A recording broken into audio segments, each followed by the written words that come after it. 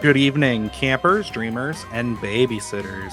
Nothing is what it seems when a twisted one-night stand spirals into a serial killer's vicious murder spree. Yes, folks, this is our raw reaction review for Strange Darling.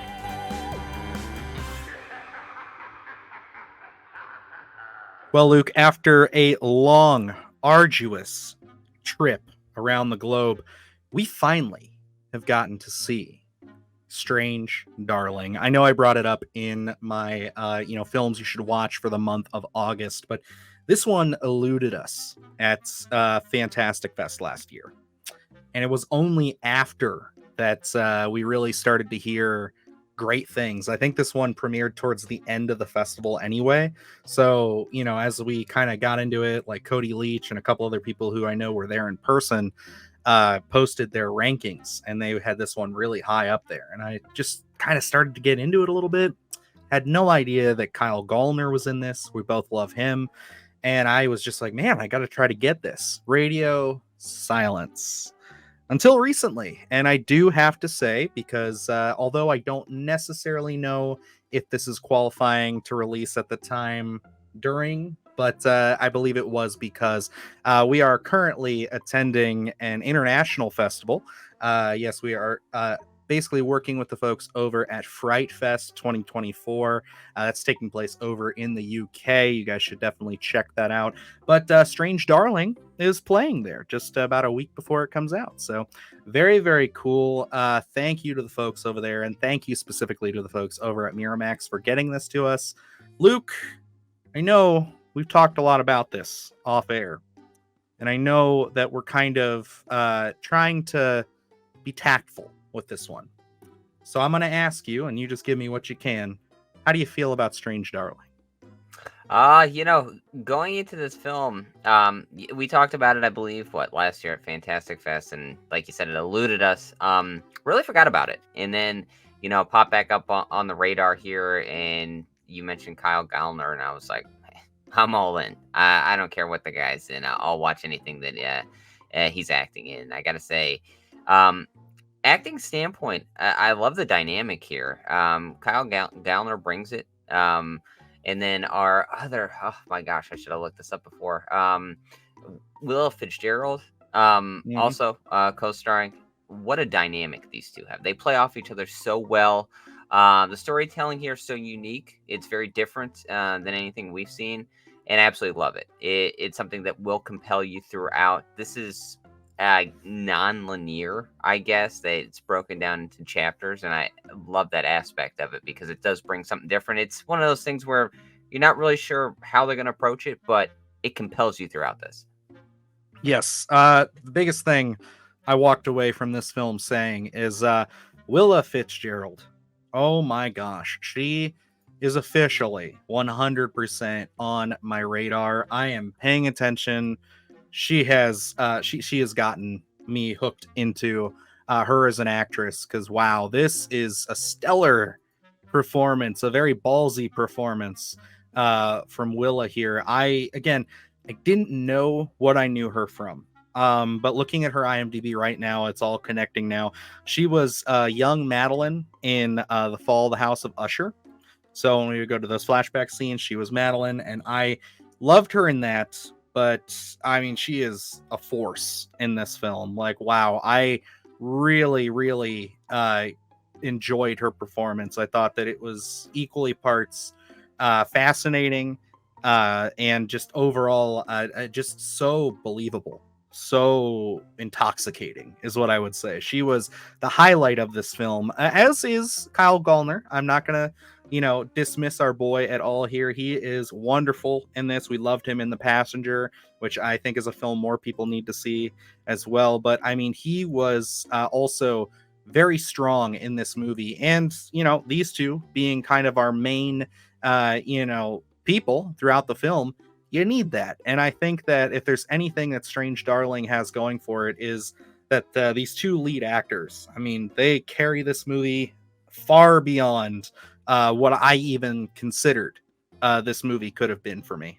Yeah, in looking at the film itself, as we open up, it's very high octane. You don't know exactly what's going on because this is nonlinear, and it has those art house elements without ever like forcing them down your throat. I think where they're telling a story that feels just like your normal theatrical experience, but then they add in some art house elements. I love the opening here. It's something.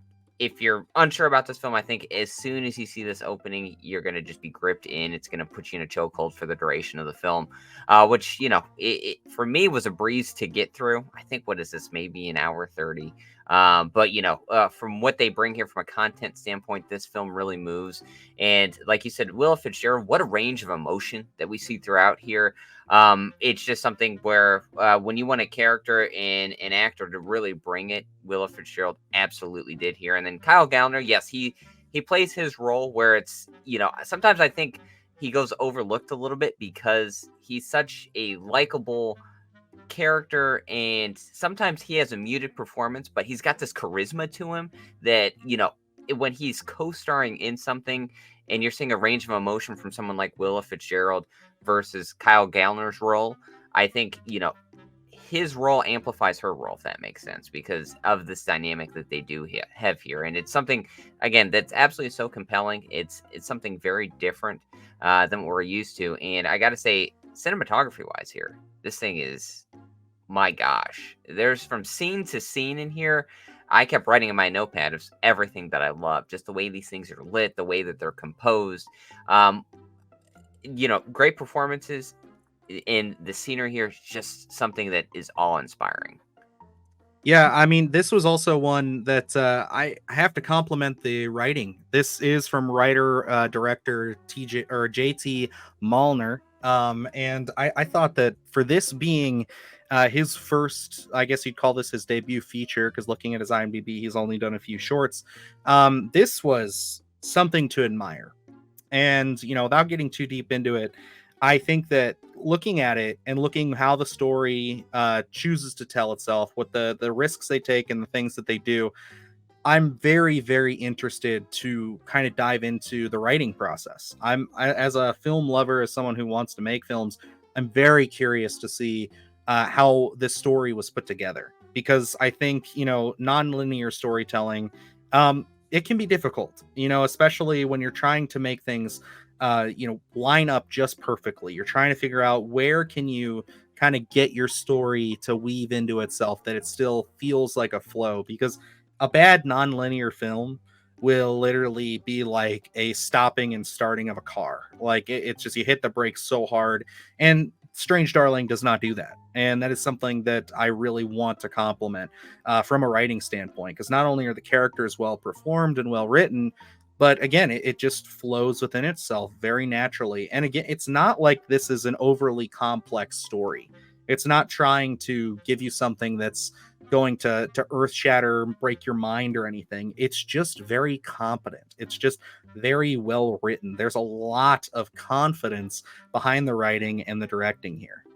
Yeah, and sometimes when you go into these films with thrillers, and when you kind of get into that those emotional beats, sometimes it feels a little bloated, like they're taking too much time. I did watch an interview with Giovanni Ribisi, who is a cinematographer on the film, which he mentioned, he read the script before he was attached to it, and said he mentioned it was like an 83-page script. And when you look at it, rule of thumb, page a minute. It doesn't always time out that way, but when you look at it, that's a very lean script where it's like, usually you're pushing about 90 pages or over for a particular script. But, when you look at that 83 and you understand that this is pushing over an hour and a half, actually, that tells me that, from a directing standpoint, from an acting standpoint, you're letting these story beats breathe. Nothing feels rushed, but also nothing feels like you're staying in a scene too long. These things really do move from what they give you. Like we've mentioned several times, it's non-linear. So, from each chapter, as this is sectioned off to, I believe, like 6 chapters, it always has you asking the question of what's going to happen next, and this thing did catch my attention. There's, in terms of criticism, I think toward the end of it, there's an interaction between two of our characters that kind of deflates and seems a little heavy-handed for me. And then I hate the timing of it, because I had a harder time wrapping myself back into it by the end of it. But it happens so late in the game that it's a plus and a minus, because for the majority of the runtime here, this film really did work for me. I think there's just a little bit of dialogue for me that did not hit, and it kind of just, it kind of compromised as the credits were rolling for me. Yeah, and I didn't necessarily have that feeling. I think there's a couple of things that I do need to go back and watch it again, but I feel like because of a conversation you and I had after, I don't think I'm ever going to be able to give that a second chance, because once, the cards are out on the table, this is a film that, like, you're going to look at it very differently. You're going to look at it from different perspectives. And that, again, like you said, plus and a minus there. So I think that as far as first viewings go, this is a film that is extremely great. Like, this is one that it's going to, I think, resonate with a lot of folks. But I'm very curious to see on rewatchability, like, just kind of how much value this film is going to have. But I think all in all, walking away from it, I didn't even know that Giovanni Ribisi was the cinematographer. That, like, completely slipped my mind. I did not see that in the credits. So that is also very impressive. So I like that. But I think overall, I enjoyed my time with Strange Darling. I think that this is definitely something I'm going to recommend. And I'm going to give this a very solid recommend. I think that this is one that once you've seen Alien Romulus, you should probably get out to the theater and check this one out. Don't let this glide too far under the radar. And depending on when you're seeing this review, I'd highly recommend seeking it out. I think it's definitely one of the strongest written thrillers I've seen in a long time. Oh, absolutely. I'm sitting right there with you with a solid recommend on this one as well. There's so many things in this film that absolutely work. I'm actually excited to revisit this one. I think from a rewatchability standpoint, I think this is going to have quite a bit of value just from looking at performances, looking at the cinematography, and just the way this film is crafted. And again, with that nonlinear and also chapter kind of storytelling, I think there's so much value in that, and seeing being able to put the spotlight on a film that has done it right and makes it work. So, like, looking at that, I feel like a lot of people can dissect this film. Filmmakers and film fans can dissect this film and understand the parts that make it work. Again, a lot of great performances in this film. Really does have you hooked. I think, just that minor bit for me that didn't work. But, overall, this film was a true treat. This is something I'm definitely going to pick up. I can't wait to own it because I want to go back and rewatch it. And I hope there's some extras to this thing.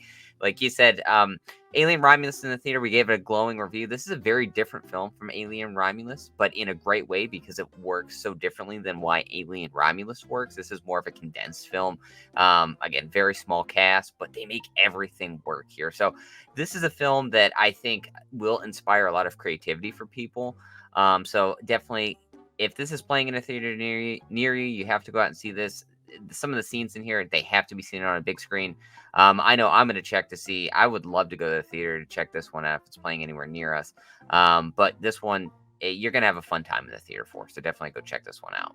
100%. Yeah, I think that this would be a fun one to take friends and family, just to get their reactions of how it all plays out. And then I also would recommend that if you are an aspiring filmmaker or screenwriter, this is an important one to go watch. I think that this is definitely, like you said, there's going to be a lot of learning from it.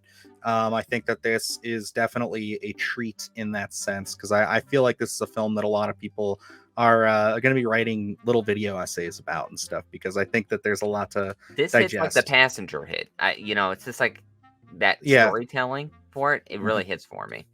Yes, and he's talking about The Passenger with Kyle Gallner, not Passengers, okay? Because I actually mentioned that in a video long ago, and someone said, Passengers sucks. Like, what are you talking about? I'm like, no, not that. Different movie. Very different. So, alrighty, guys, that's going to wrap us up for Strange Darling. Let us know if you've gotten a chance to check this one out, or if you are planning to go to the theater to see it. And yeah, we got a lot of Alien Romulus coverage up on the channel, so definitely go and check out those videos. We got spoiler-free, spoiler reviews, the whole 9 yards.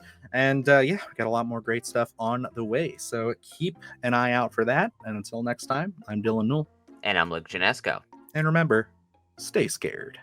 Do the hard shit, gonna do it live. Cause Splattercast kick it every day they live. Splattercast, gonna smash your ass. Splattercast, gonna smash your ass.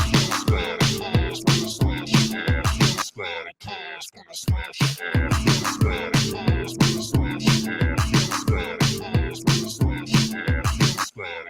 ass, gonna slash your ass.